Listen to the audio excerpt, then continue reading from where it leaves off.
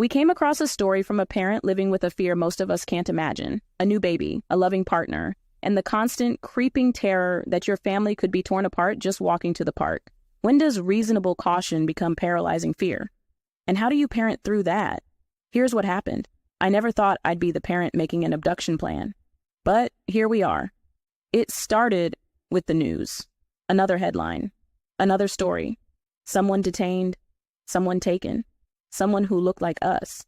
I told myself it was just the algorithm, just the way news works now, feeding you the thing that scares you most until you can't look away. But I couldn't stop thinking about it. My partner and I are American citizens, born here, raised here. Our baby was born at the hospital 10 minutes from our house.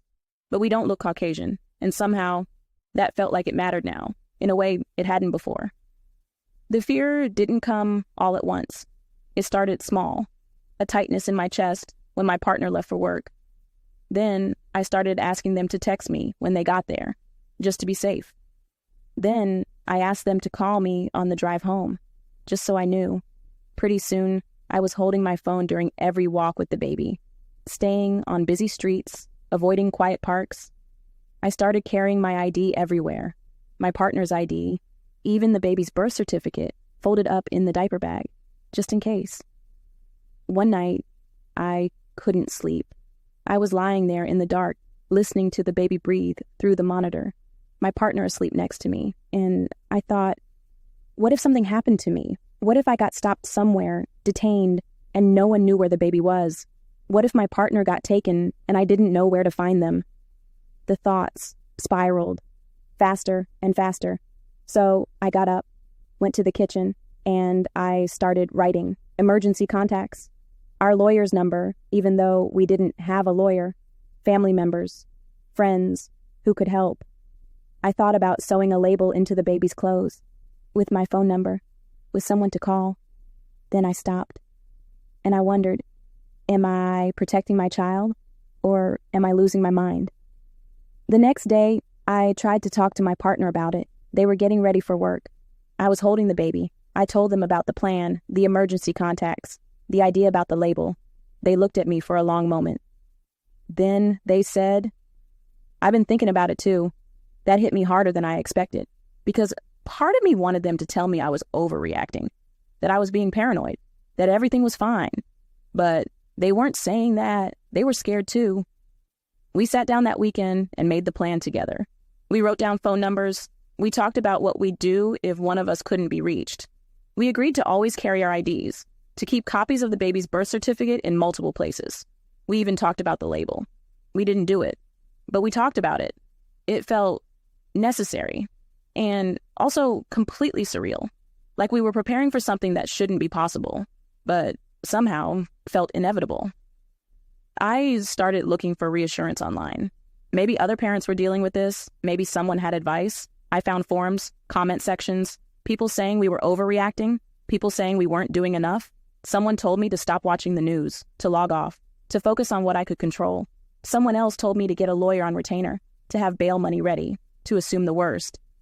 None of it made me feel better, because the truth was, I didn't know what was reasonable anymore. Was I protecting my family?